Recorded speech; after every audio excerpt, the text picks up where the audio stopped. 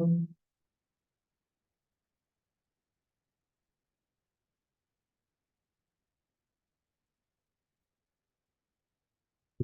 everything good.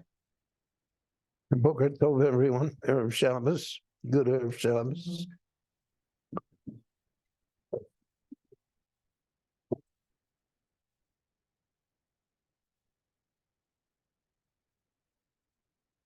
This week's Parsha deals already with Yaakov Avinu, the third, and according to Chazal, the premier member of the class of Avot, the fathers of our people. So Yaakov is Pir Sheba Avot.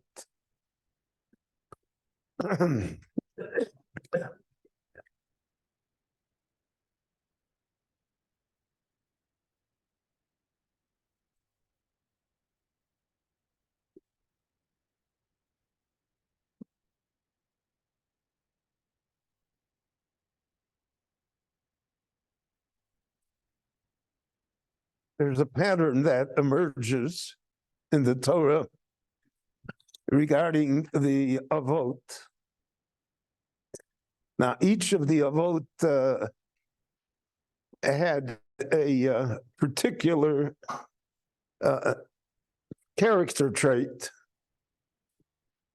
by which he was identified. So we say Avraham Avinu is identified by the character trait of Chesed, which means concern for others and an all-encompassing respect and love for human beings. Yitzhak Avinu is characterized by sacrifice, by service to God, by avodah, which loosely translated can also mean prayer, but it's in being a communication with the Almighty. Yaakov Avinu is identified with the character trait of truth, of emet. Now, there's a great deal of difficulty in following this pattern. As the Meforshim explain that the Lord, so to speak, heaven, tests human beings according to the character trait that they have. In other words, the stronger the character trait, the more likely the person will be tested regarding that character trait. So we see that with the Avot. Avraham Avinu is the Midas HaChesed. But we see that the Midas HaChesed always gets him into trouble.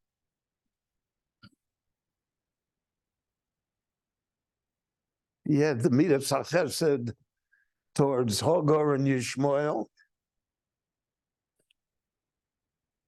And he gave Yishmael the blessing, Lu Yishmael Yichya Lefanecha.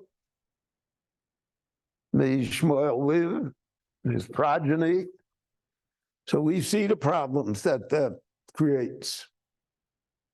You experience it. Because Yishmael is Pere Adam, he's uncontrollable. Yoda Bakol, he can do anything. There's no limit. There's no moral inhibition in him. So the chesed of Avraham, so to speak, boomerangs on him. Yes, chesed for Sdom. He appeals to heaven maybe we'll find 50, 45, 40, 30, whatever, righteous people. And yet Lot is in Sdom, and Avram Avinu has a soft spot for Lot. And because of Avram, Lot is saved. But then what happens? Incest, etc. So even though eventually out of Lot will come something positive, but the negative is so enormous. And then Avram Avinu is a good neighbor with the Bnei Chais, with the Chittim, and he dwells in their midst, and they give him all sorts of titles. Nisi Elokim Ato B'Sochenu. And yet, when it comes to buying a burial plot for his wife Sarah, they extort him.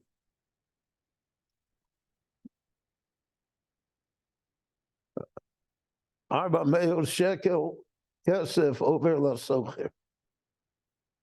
The 400 shekel, it was at a time when the average laborer made 3 shekel a year.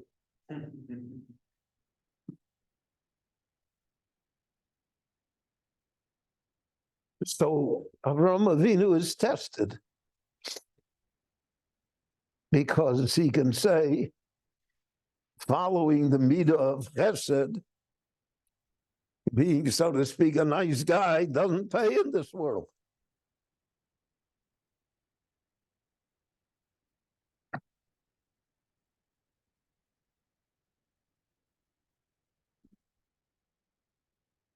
And that test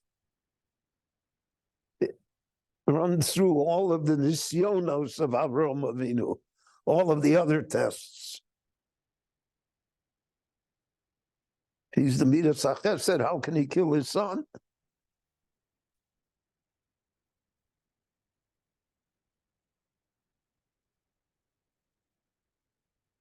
Why does the story with Abimelech happen to him and Sarah?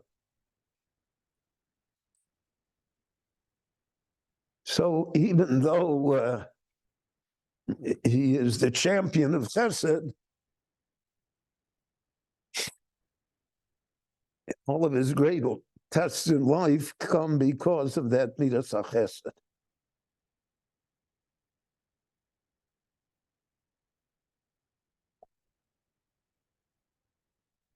So let's go on to Yitzchak. We mentioned that Yitzchak is avoda, service, prayer, connection to God. The Torah mentions that Yitzchak and Rivka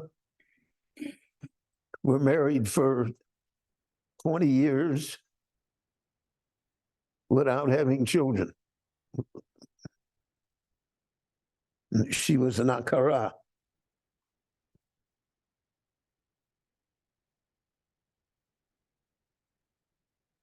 So there are all sorts of midrashim, how old Rivka was, etc. I don't want to enter into that. Just what it says in Mikra Yotzim B'nei Pshuto. Just what the pasuk says. The pasuk says that they were married for 20 years, and she was a barren woman. She could not conceive. And for the whole 20 years, Yitzchak is praying. And Rivka is praying.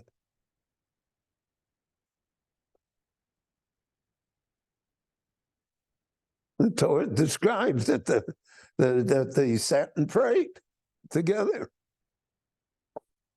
And so for 20 years, their prayers are not answered.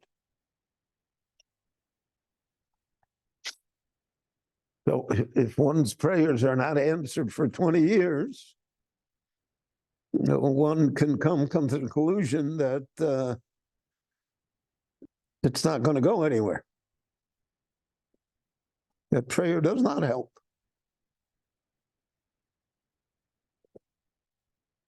And nevertheless, the Torah tells us, that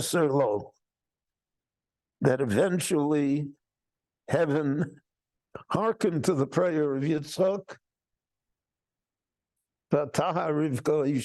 Rivka became fertile, she became pregnant, she gave birth to the twins, to Yaakov and Esau.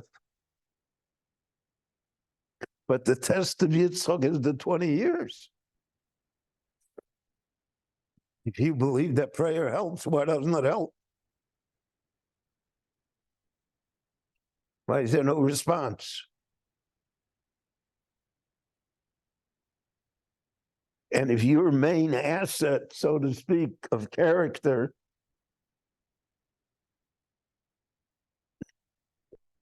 is the fact that prayer is the centrality of your life, so then evidently you've been proven wrong.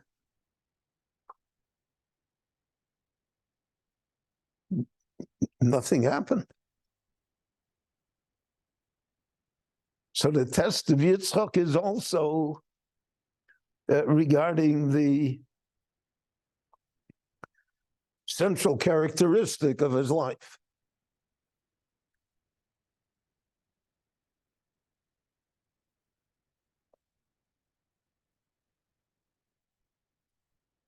Now we come to Yaakov in this week's Parsha, last week and this week. So the characteristic that is assigned to Yaakov is truth. Titin chesed leAvraham. Avraham is chesed, emes leYaakov. What we find that his entire life is based upon untruth.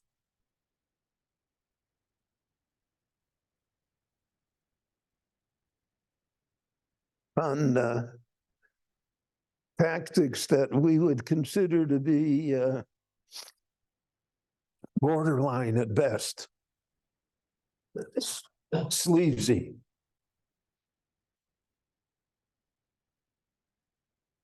I want to ask you, we have a shaila in halacha that comes up. I know that this was an actual case to deal with a long time ago. There was a time in Los Angeles when the people had oil wells in their backyard. The oil company came and set up a derrick and a pump, and they send you a check every month. Your royalty on the oil that's underneath your backyard.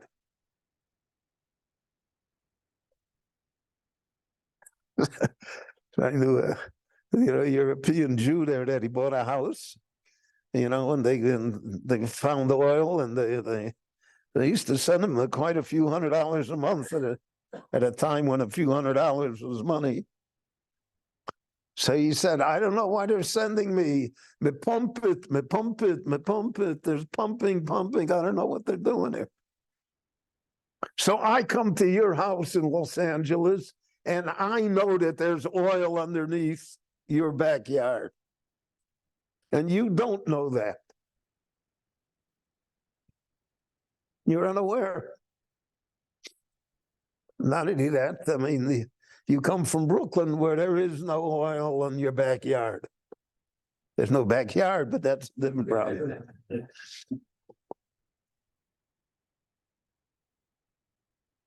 And I buy the house from you, knowing that there's oil in the backyard, and you're selling the house to me, not knowing that there is oil in the backyard.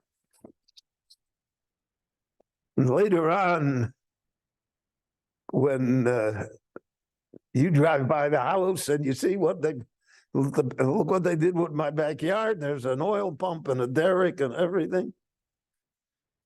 And you catch on as to what happened. So you come back and you say, I want the dealers off. Give me the house back. I never would have sold it to you for that price if I would have known there was oil in the backyard. But the rule of law is clear. You sold it. I don't know what you knew, what you didn't know. That's not my business. And the fact that I converted it into an oil well, so that's Tovol of bracha. That's my good thing. But it's not nice. It's not something you would tell your grandchildren. I want you to remember your Zayda that the guy didn't know there was oil, and your Zayda knew it was oil, and he bought it. It's not nice. I'm not saying it's illegal. I'm not saying it's against halacha. I'm just saying it's not, it's not the supreme moment of goodness, of charity, of truth in your life. So here comes your brother who is tired and hungry, exhausted, and who is in mortal danger of being killed. And he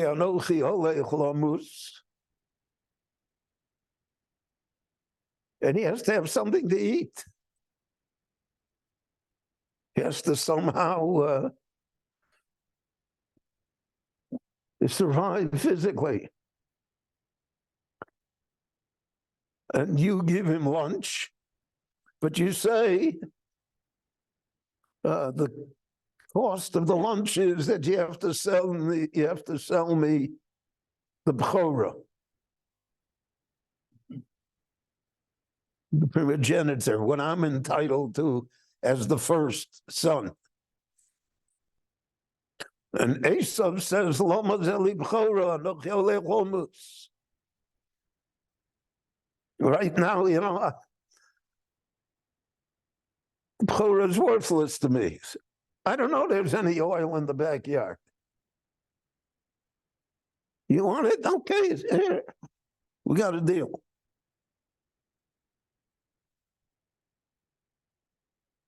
Later on in life, Esav discovers that the bechorah is worth something. He will weep in front of his father and say, Barcheni gamoni ovi. Bless me also. And Esav thinks that he is cheated. He will say, Achi kora shmo Yaakov. You know why he's called Yaakov? Vayakveni ze pamoim. Twice he has cheated me. He cheated me, he took the bechorah from me, and now he took the brachas from me.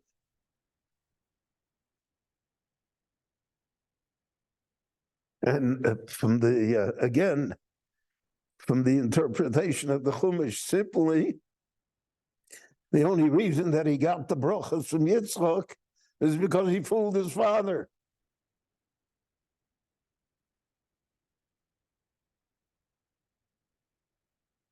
He made it Hayadai Midei Esav. So his father thought that it was Esav.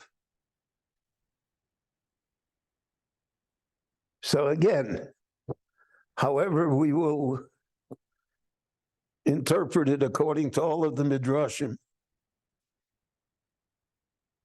the fact that there are so many Midrashim and so many interpretations points out the difficulty of the problem. So if Yaakov is emes, this is emes.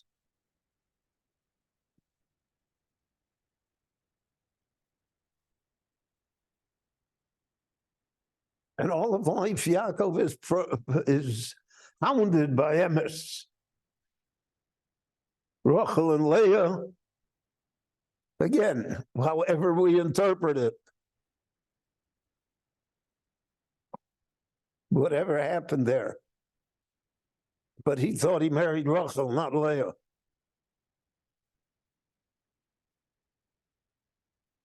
That hangs over their marriage and their relationship forever. He has to deal with Lavan. Lavan is the chief cheater in the history of the world. Yaakov will say, "Vayachalofes mavskurti yaser po'amim." It's dealing with Hamas, right? We didn't mean it 10, we meant 4 or 5, whatever. But doesn't mean anything. It's worthless.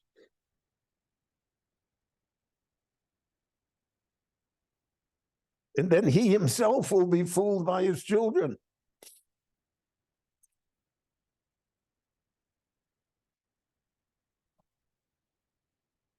How can they'll say, look at this shirt. It must be Torah of Yosef. Yosef was destroyed.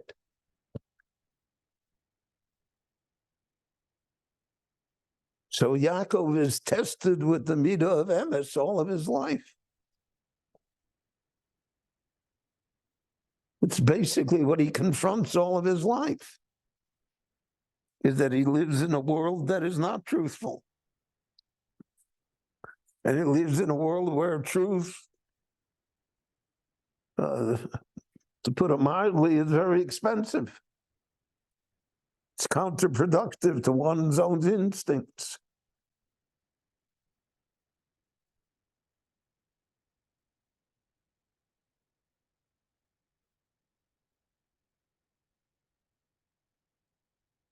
And most of his life is troubled because of it.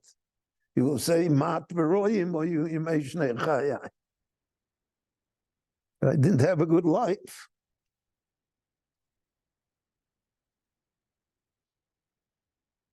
So we see that the Ovos are tested by the character traits that they each had. So Avram is a good guy, he's chesed, right? So I want to tell you, all of us may have had this experience. I remember I was very young when I had the experience the first time. Not very young. My first year in Miami Beach as a Rav. You know, when you first start out in the Rabbanas, so you have to be starry-eyed. You have to think that somehow you can rebuild the world. Otherwise, you won't accomplish anything. If you're too big a realist, nothing will ever happen.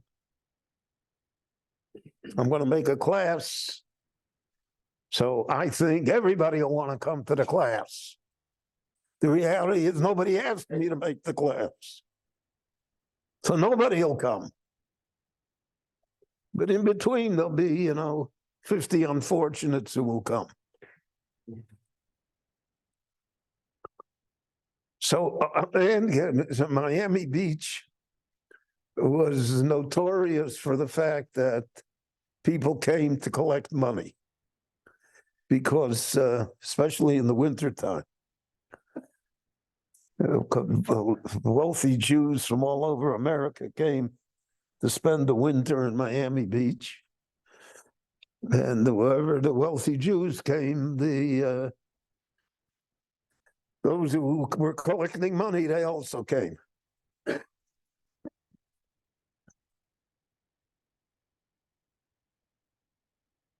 So a guy comes from Jerusalem with a notebook full of letters of approval and approbation and wonderful, and he's collecting for orphans. And he says he's raising money for, 30 orphans, 50 orphans. And he's going to raise them and marry them off. And the most wonderful story of chesed that you could imagine. And I was enthusiastic. Oh, this is why I became a rabbi. And I raised a lot of money for him. Called up people, visited people. I got the shul charity fund to give money. 2 months later, I found out the guy's a charlatan. He's a faker. There are no orphans, no institutions, nothing. It's a fraud.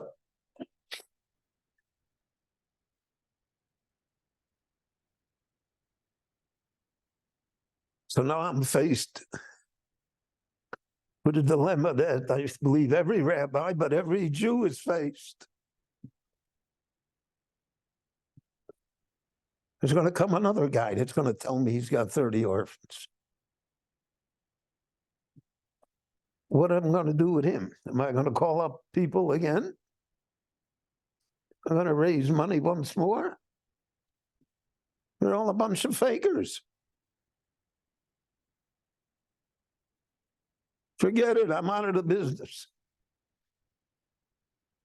Or once I got taken doesn't mean every time I'll get taken. Because there's one faker, it doesn't mean that everybody's a faker.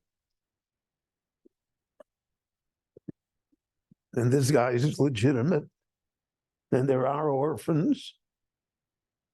And we have to do something for him. Now, that's a great moral and personal issue. And I think that's something that everybody faces. I don't think there's anybody here in the group that has not given money to people that weren't 100% legitimate. And now every day somebody else comes and asks for money. The Gemara puts it starkly, as only the Gemara can. Let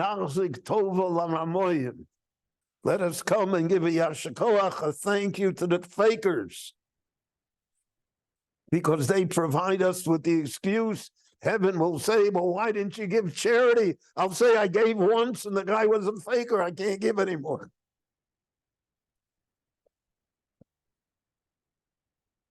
Avraham Avinu is tested. His goodness has not led to stone still remains stone, Lot still remains Lot, the Bnei Ches still remain the Bnei Ches. Doesn't do any good. Hamas still remains Hamas, no matter what you do with them. The world is what it is. So I should be chesed? What am I, a fool? That's the test. Yitzchak is avoda, he's prayer.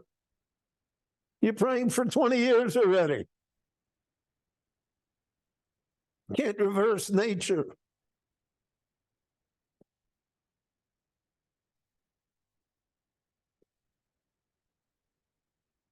You're going to continue praying?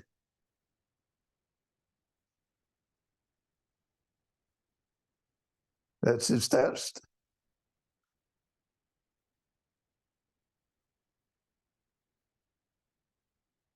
Continues praying.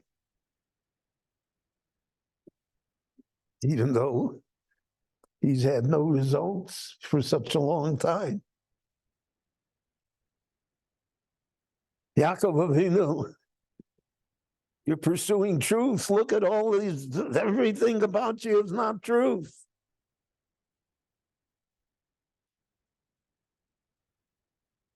So you should say, so forget about truth. I'm just like everybody else. I'm going to be the shrewd businessman.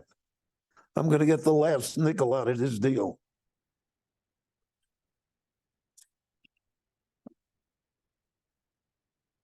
But no, he continues to pursue it.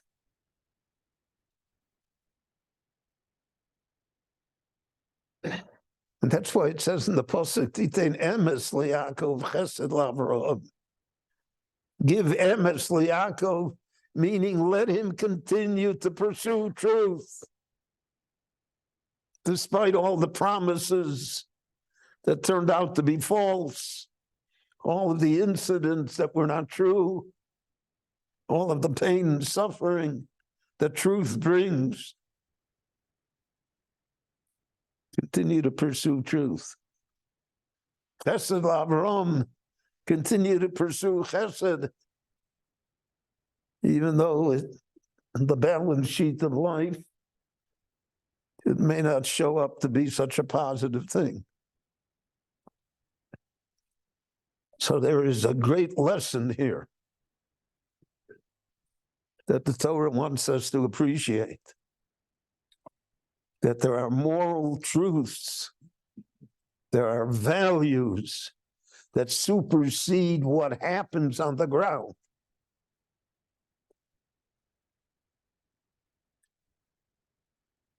So now we're engaged in a Yiddish and Hebrew, they say, in a plunter. Whatever we do is wrong. Right? No way.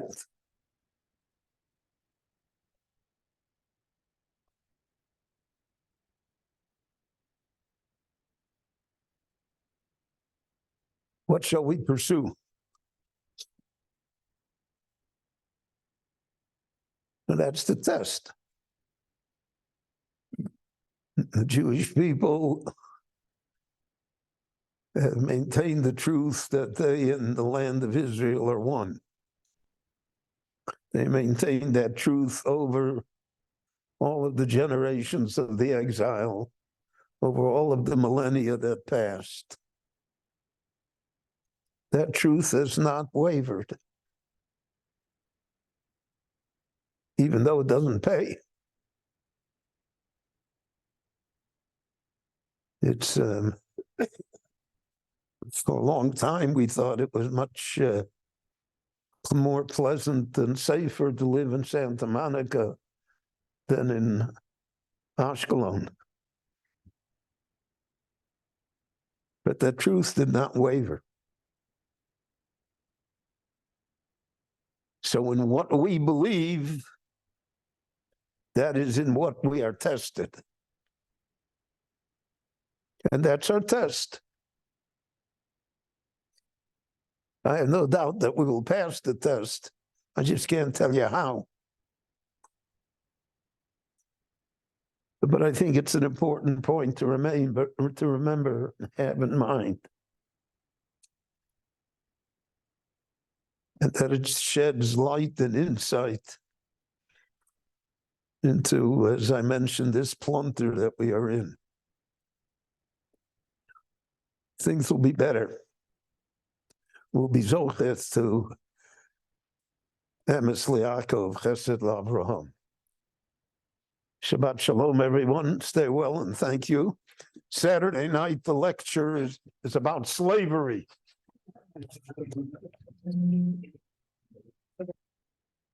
Shabbat shalom.